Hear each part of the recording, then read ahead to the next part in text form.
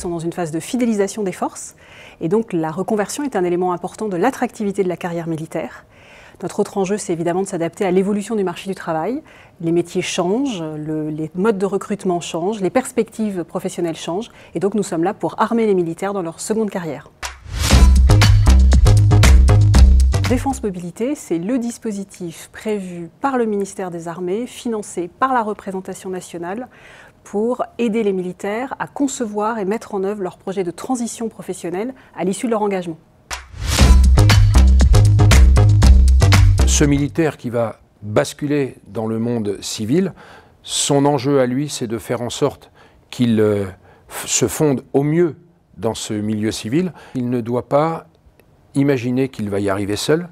Le militaire en reconversion, selon moi, doit prendre le temps de bien se connaître lui-même, accepter que des certitudes qu'il a eues tout au long de sa carrière au service des armes et de la France puissent tomber doucement.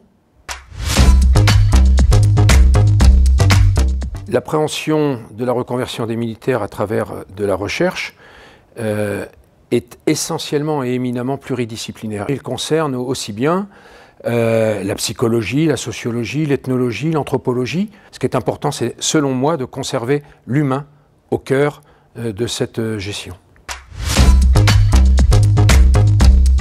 Le comité de liaison défense du MEDEF, c'est un partenariat qui a d'autres activités de la reconversion, des activités autour de la réserve, de la réintégration des blessés. La reconversion, c'est la reconversion des officiers.